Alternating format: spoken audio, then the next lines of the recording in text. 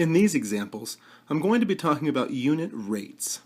So remember that a rate is going to be a ratio of two quantities, but the two quantities have to have different units. So we could write this $45 for 9 hamburgers. We could write it three different ways, remember using our ratios. So we could say $45 to 9 hamburgers. And whenever we're writing our ratios, we're making sure that we have the units as well. Or we could say $45, and then we have a colon, 9 hamburgers. And then, of course, our last one is going to be a fraction. So we could have $45 over 9 hamburgers. Okay, so you'll notice here that our ratios, we can call this a rate because it has a unit on top and a unit on bottom. And the units are different. The top we have dollars, and the bottom we have hamburgers. So $45 per 9 hamburgers is kind of the idea. So in order to make this a unit rate, we're just going to go ahead and do the division here. A unit rate is any rate where the denominator is 1. So a unit rate needs to have a 1 for the denominator. So in order to do that, we'll actually just go ahead and divide. So 45 divided by 9 is 5. So now we can say it's $5 for 1 hamburger. And that's going to be a unit rate because we have our 1 in the denominator.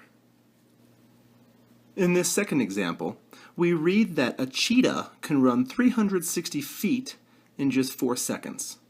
So like we saw in the previous example, you can take this and make a ratio out of it three different ways. 360 feet to 4 seconds, right? You can use the word to or you can use a colon. But let's just go ahead and look at this as a fraction. If I have 360 feet over 4 seconds, and I'm going to abbreviate feet to FT and seconds to just SEC. Okay, so I have a really nice rate right here.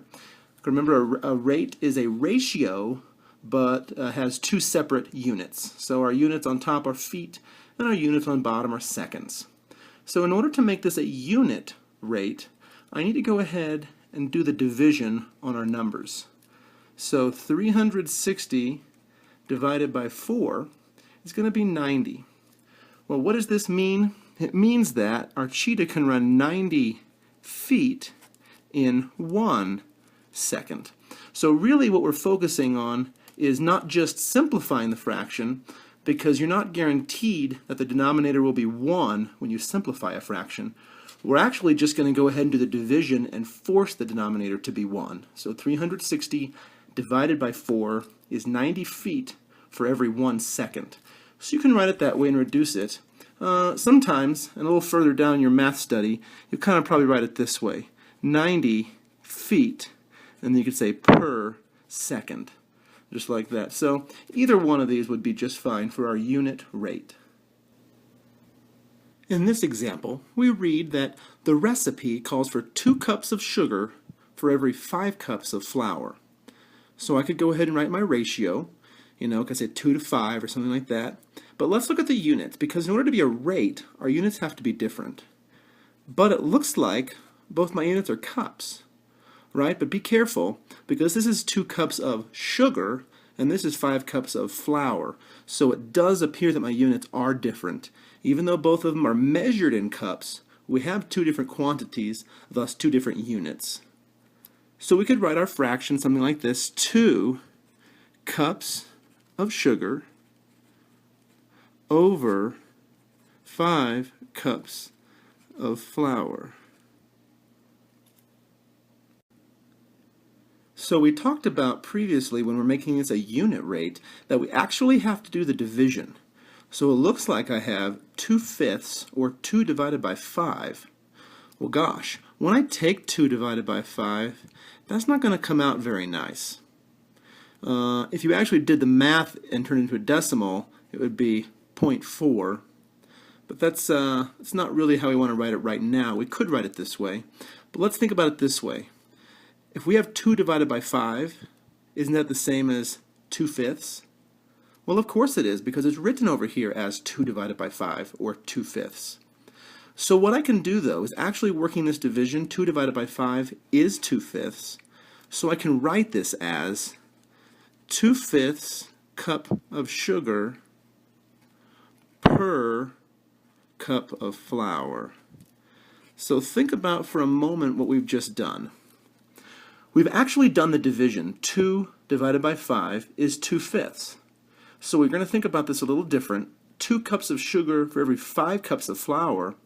Or once we do the division, the denominator has a 1 out front. So it's going to be 2/5 cups of sugar per 1 cup of flour.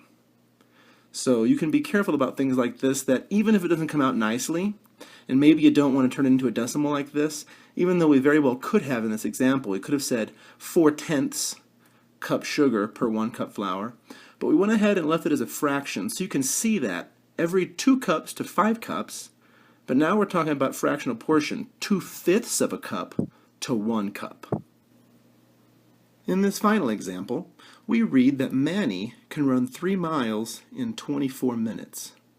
So again, we can write this several ratio ways, like 3 miles to 24 minutes, using the word to or a colon, but let's just go ahead and write it as a fraction, since we know that's kind of where we're headed anyway.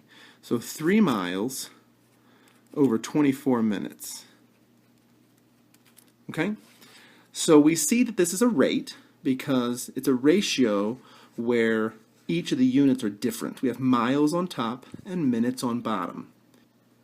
So in order to change this into a unit rate, we need to actually do this division and have just a 1 in the denominator.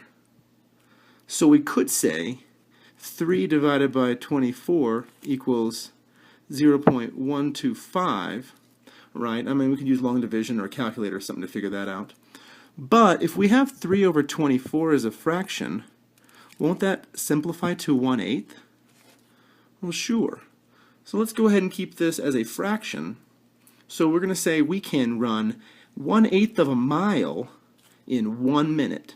Because when we actually go ahead and do this division, this 3 over 24, it turns into just 1/8.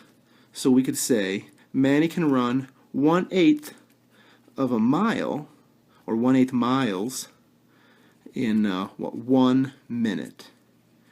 Or we could say per 1 minute, something like that. So remember, in order to find a unit rate, you need to actually take the numbers and go ahead and do that division. And then you just have per 1 and then whatever the unit is in the denominator. So in our case, per 1 minute, or how many miles can he go in 1 minute.